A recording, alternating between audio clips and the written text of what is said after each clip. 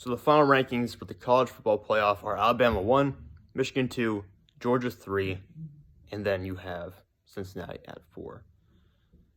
I like these rankings. I really do, because I didn't want to see Alabama versus Georgia again. It would have kind of felt pointless to have that matchup. It's not technically 2 weeks in a row, but it would feel like 2 weeks in a row. It would feel pointless to have that matchup again. So I am glad we don't have to have that rematch. Michigan versus Georgia is the game I really wanted to see, so I'm really happy with how the rankings turned out, because you actually get to see this great matchup between two teams that have just such tremendous defensive talent, and they don't have elite passing games, but they have passing games that can occasionally hit explosive plays. We saw how good Bowers is for Georgia the other night. Michigan just feels like every other game, someone steps up and makes a big play. And they've been willing to throw some creative play calling in there, some trick plays, something Georgia has not done too much of. So I think it's going to be interesting to see how those two offenses match up against elite defenses, elite defensive fronts. For Georgia, you have Nolan Smith, Jordan Davis, Trevon Walker. There's so many other guys. Nakobe Dean, Quay Walker at linebacker. I'm missing one guy on the defensive front. I know I am. Trevon Walker, Jordan Davis. There's one more. Wyatt. Devontae Wyatt. There we go. You get those guys up front for Georgia. Turn around. Michigan. I know Michigan. I just read about them today. Michigan has two strong interior defensive presences in the interior defensive line, whose names I can't quite remember. I think one of them, the last name is Smith. But they're really good up front too. Whereas Aiden Hutchinson, David Ajabo, they have a strong linebacker presence at the second level as well. So I really like what they have there. And then secondary, Brad Hawkins, Hill's back there as well. So you got a lot of players in that secondary that are going to make some big plays coming up. Daxton Hill, like I said, is one of the best players in college football. He's going to be a top 3 safety, top 4 safety in the upcoming draft. And there's so much he can do, because he can play slot, he can play traditional safety, who can get in the box and rush the passer. Daxton Hill is a huge chess piece for them. Hawkins has been great for them this year as well.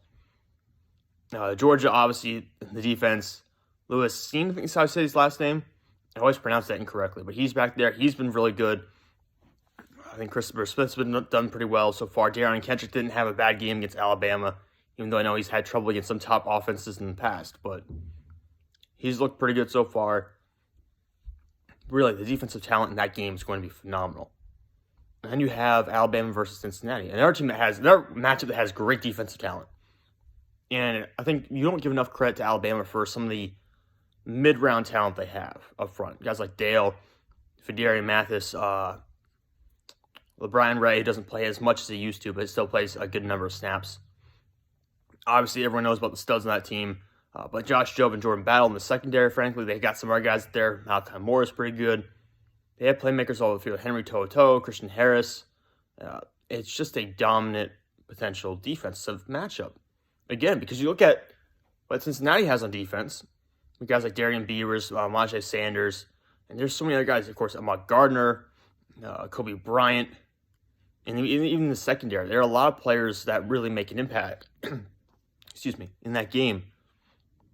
You're going to have probably over a dozen potential defensive stars in both those matchups in the NFL eventually. Not stars, They're going to be over a dozen future NFL players on defense for both those teams in those matchups. It's going to be incredible, because you're going to have over 12 future NFL defenders in that Alabama versus Cincinnati game, over 12 future NFL defenders in that Georgia versus Michigan game. It's going to be a matchup of basically low-caliber NFL teams. The only difference is going to be probably the quarterback play, I would say. Quarterback and offensive line play are usually the biggest jumps to the NFL. I think the offensive lines are not going to be at the same level as what you would get from the NFL caliber, obviously. And quarterbacks outside of Bryce Young, I know some people like Desmond Ridder, but really, outside of Bryce Young, there's not an NFL caliber starting quarterback in the college football playoffs this year. As far as offensive lines go, I think Alabama probably has the best one in there. They have Evan Neal. They've got some guys up front who are experienced. Emil Ekiyor is another player who's pretty good. Chris Owens.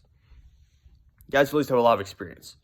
I'm not saying it's as good as past Alabama offensive lines. It isn't. It's still a very good line, though. And then Michigan, of course, with Stuber up front at right tackle, I believe you have a really good line there. That's going to make a big impact as well. And that's why their running game is so potent. It's because they have that strong offensive line in front of them. And, of course, you have a good blocking tight end as well. Georgia does too. But I think Michigan might have the best blocking tight end out of the whole bunch in terms of the 4 teams. So that's going to be interesting to see how that works out. tight end play is going to be actually pretty interesting in this match. We got Josh Wiley for Cincinnati, Jaleel Billingsley for Bama. I think it's Eric All, I believe is his last name, for Michigan. I know his first name's Eric, I'm pretty sure. I just can't remember the last name off the top of my head. And then Georgia obviously at Bauer. So he's got so many players at the tight end position who are going to make an impact in this college football playoffs. The lines for the games right now, the betting lines, are plus 13.5 for Cincinnati. It's basically making Alabama 13.5-point favorites over Cincinnati, and then Georgia is 7-point favorites over Michigan, which is interesting to think about. The offenses, the scoring capabilities, and the defensive powers between those two teams. A 7-point spread. I would expect it to be below 7 points when we actually get around game time. I think 7 points is a pretty significant spread, considering what just happened to that Georgia defense. And granted, I think a lot of that was the speed of Alabama and just the ability of Bryce Young, but we'll see how that plays out. I think 7 points is probably too big of a spread for that game. It's going to get much smaller. And then 13.5 between Cincinnati and Bama. That one might actually grow. I think there's going to be a good number of people who put money, and not a large amount of money, but small amounts of money on Cincinnati just because the payout's going to be so big. But really, I mean, Bama, the NFL talent on Bama has played against SEC caliber talent, guys who are also going to be future first and mid-round picks. Well, Cincinnati, their toughest matchups of the year: Notre Dame, Indiana, Houston. Good talent, not the same elite caliber talent that you're going to see from even schools like LSU. And a down year for LSU. And LSU has more NFL prospects than a team like Notre Dame or Indiana or Houston. So you're going to have to look at that. And, of course, Auburn has way more prospects than any of those schools.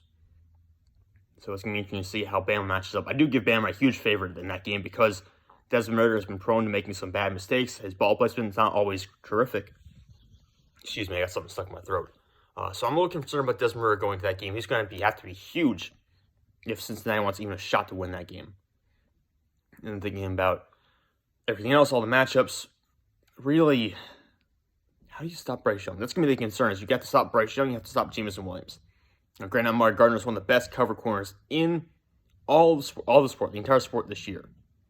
And we really didn't get to see Roger McCreary play Jameson Williams much again in that game against Auburn because he was ejected for targeting, which was unfortunate because I wanted to see where McCreary went. Him and Gardner, Roger McCreary for Auburn and Amari Gardner for Cincinnati, have been arguably the two best corners in college football this year in terms of just being productive, not giving up a lot of yards, shutting guys down consistently. We didn't really get to see McCreary versus Williams. I want to see what Gardner does versus Williams. And Gardner's more aggressive, obviously. He's also not the speediest guy in the world, so it'll be interesting to see how he matches up against Williams if they get to see themselves matched up at all, really, in this game.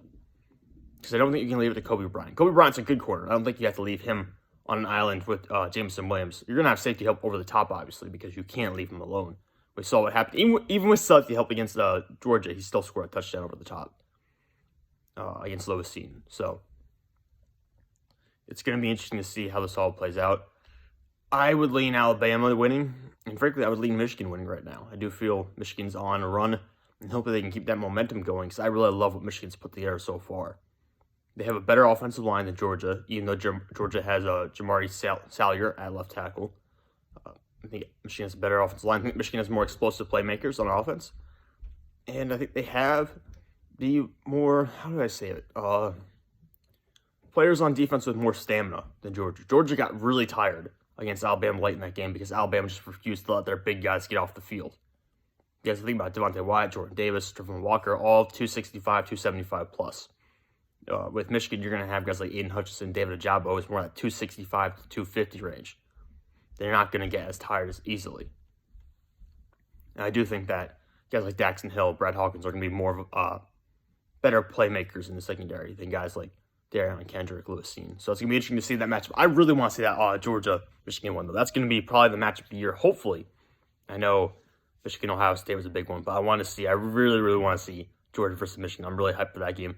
And just to see if Cincinnati can stay close to Alabama. There's always feels like there's one blowout in the semifinal games. Hopefully that isn't the case and Cincinnati plays it close with Georgia. But it just feels like at this point plays it close with Alabama, It just feels like Alabama is set to roll Cincinnati, unfortunately. And hopefully that's not the case. But we got to see how it plays out. I think it's going to be a lot of fun.